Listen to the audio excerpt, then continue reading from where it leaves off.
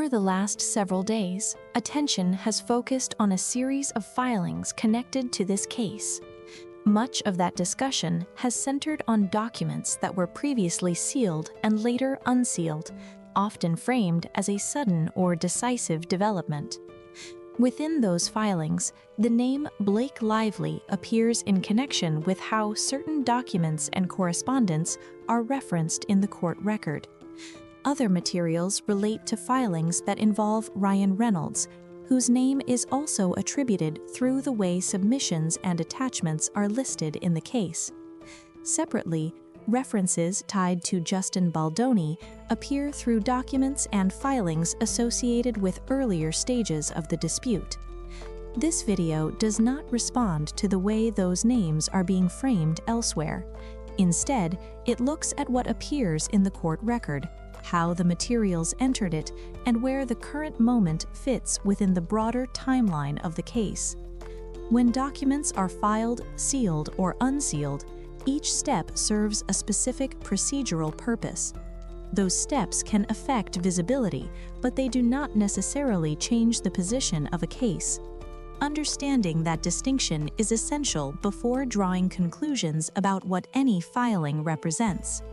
Here, the focus is on sequence: what was filed first, what followed, when access changed, and how those changes are reflected in the record itself. By following that order, it becomes easier to separate procedural movement from reaction. Some of the materials being discussed have existed in the record for some time. Others became easier to review once access restrictions were lifted.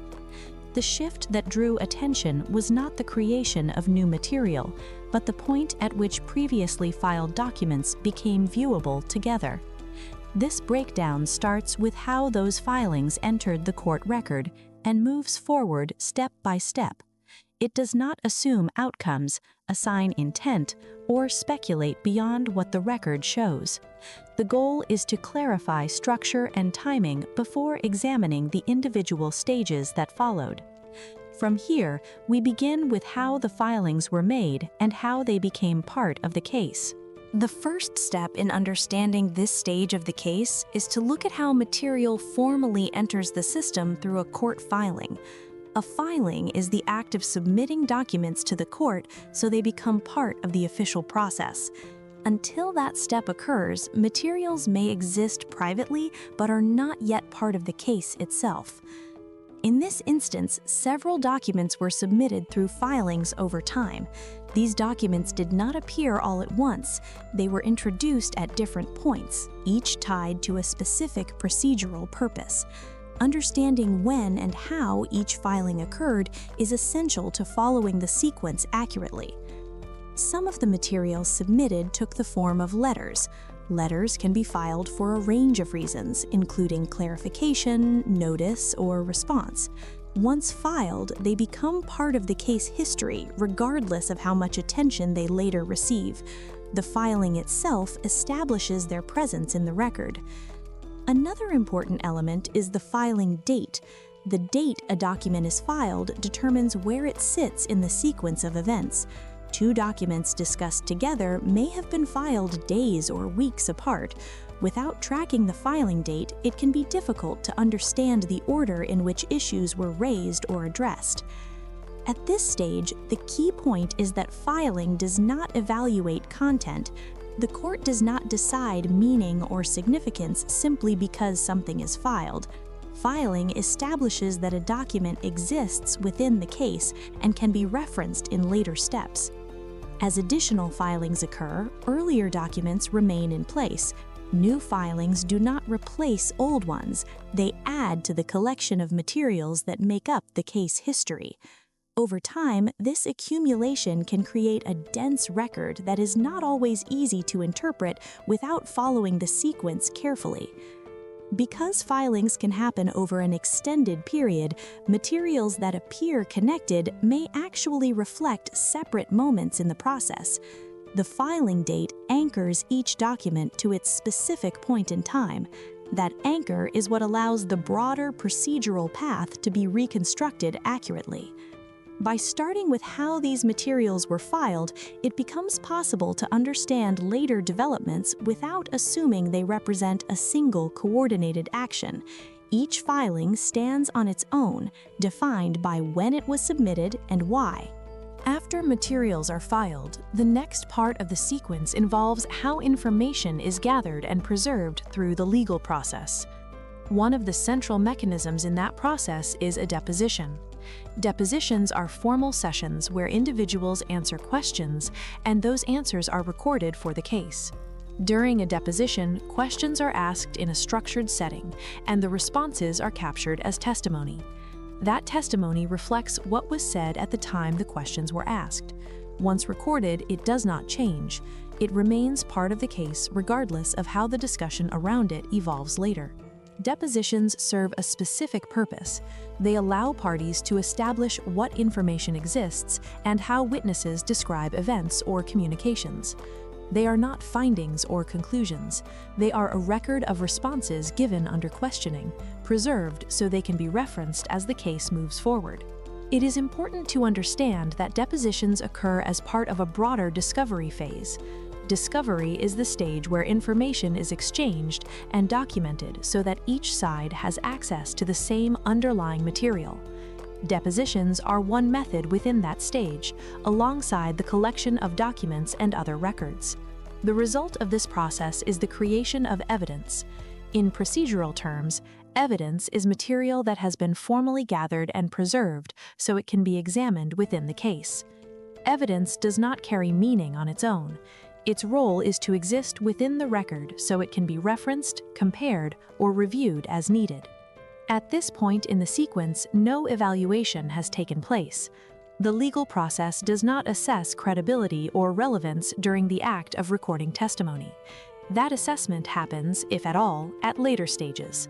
The deposition stage is about preservation, not interpretation. Because depositions are recorded at a specific moment in time, they capture information as it was presented then. Later filings or developments do not retroactively alter that testimony. Understanding this helps clarify why materials recorded earlier can resurface later without representing a new procedural action. By situating depositions within the legal process, it becomes easier to follow how testimony and evidence accumulate over time. Each deposition adds to the overall body of material without changing what came before. This accumulation sets the foundation for later filings and motions, which build on what has already been recorded. As the case progresses, previously gathered material can be incorporated into later filings through a motion. A motion is a formal request asking the court to take a specific procedural step. When a motion is filed, it often brings together multiple documents that were submitted earlier in the process. One such filing is a summary judgment motion. This type of motion is used to argue that certain issues can be resolved based on the existing materials without proceeding further at that stage. Importantly, the motion itself does not create new material. It relies on what has already been placed before the court. When documents are attached to a motion, they are grouped together for review. This grouping can give the impression that the materials were introduced simultaneously, even if they were originally filed at different times. The structure of the motion determines how those materials appear when the filing is reviewed. At this point, the filings function as a container. They organize existing documents so they can be referenced in support of the arguments being made. The act of attaching materials to a motion does not change when those materials were created or originally submitted. This is also where the record begins to look more consolidated. Items that entered the case separately are now accessible through a single filing. That consolidation affects how the material is encountered, even though the procedural history behind each document remains distinct. Understanding this step is important because it explains why attention often increases around motions.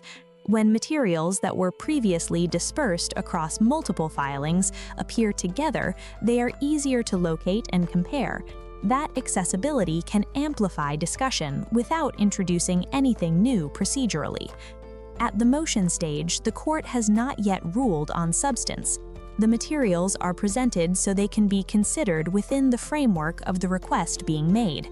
The filing establishes a structured way to reference the existing record, but it does not alter the underlying sequence that brought those materials into the case. By recognizing how motions operate, it becomes easier to see why documents that have been part of the case for some time may suddenly draw renewed attention. The change lies in organization and presentation, not in the creation of new material. After materials have been filed and grouped within motions, the next procedural layer involves whether those materials are publicly viewable. This is where sealed and unsealed status becomes relevant. Sealing limits who can see certain filings, while unsealing restores public access to them. Sealing does not remove documents from the case. When materials are sealed, they remain part of the file but are restricted from public view. The documents still exist in the system and can still be referenced by the court and the parties involved. What changes is visibility, not presence. When materials are later unsealed, that restriction is lifted. The documents become accessible through the docket, allowing anyone reviewing the case to see them. Importantly, unsealing does not modify the content of the documents. It does not add new pages, revise existing material, or introduce additional context. It changes who can view what already exists. Because sealing and unsealing affect access, they can influence how materials are encountered. Documents that were previously reviewed separately by different parties may now be visible together. This can create the impression of a new development even when no new procedural step has occurred. Access also affects timing. Materials that were sealed during earlier stages may appear to surface later when unsealed, even though they were filed well before that point. Without attention to sequence, it can be difficult to distinguish between when a document was created and when it became viewable. At this stage, the procedural focus remains narrow. The question is not what the documents establish, but whether access to them should be restricted or restored. Sealing and unsealing operate as access controls within the process, not as evaluations of substance.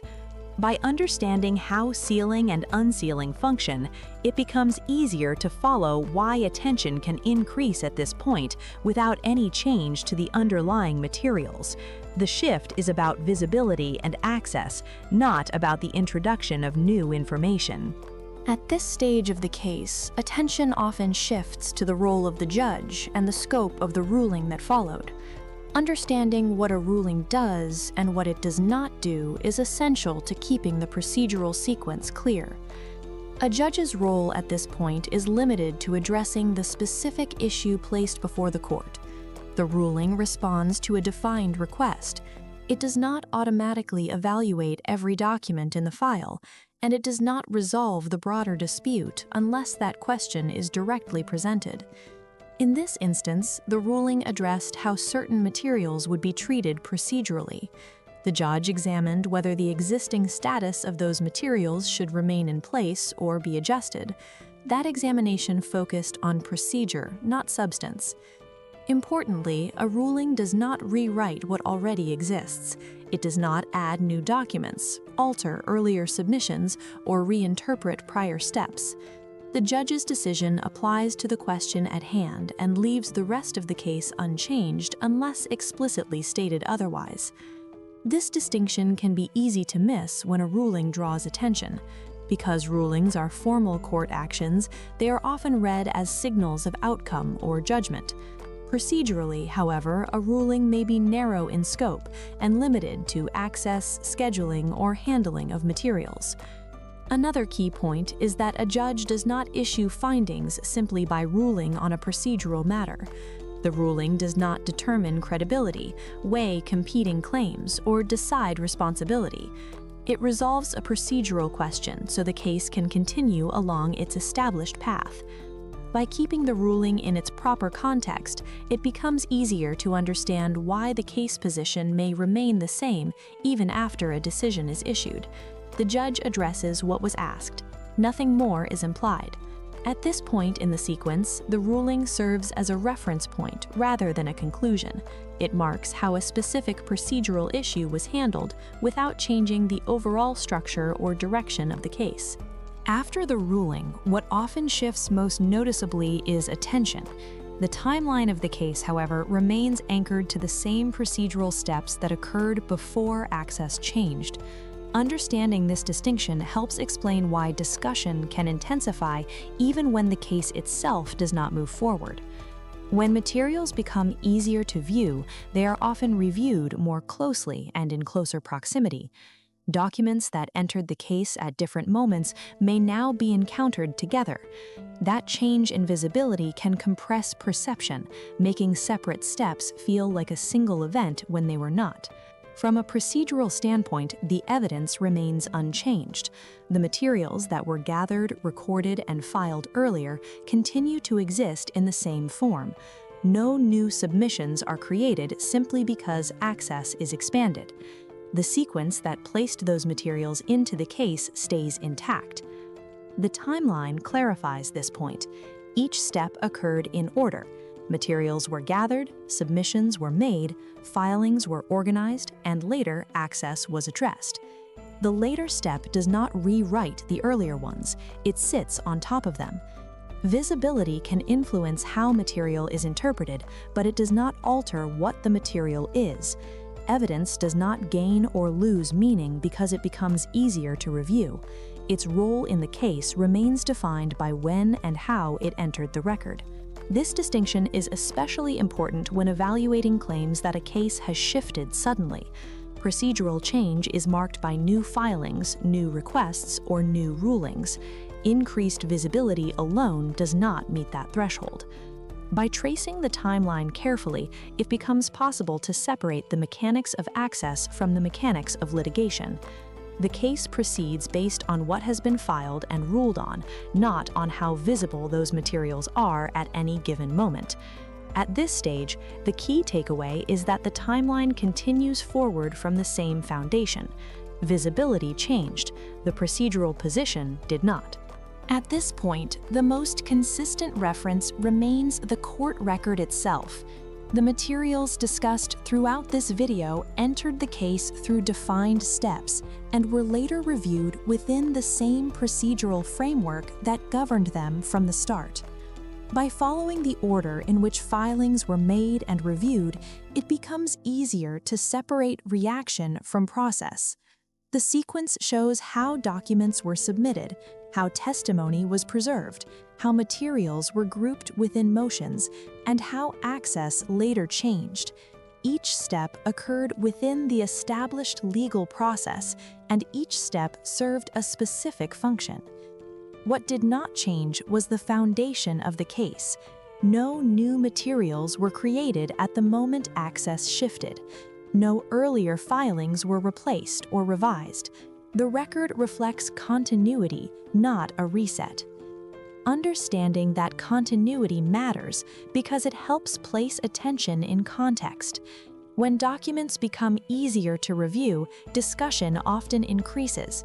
That increase does not automatically signal procedural movement.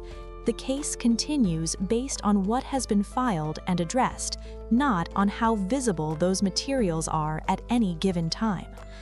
This breakdown focused on structure and sequence rather than interpretation.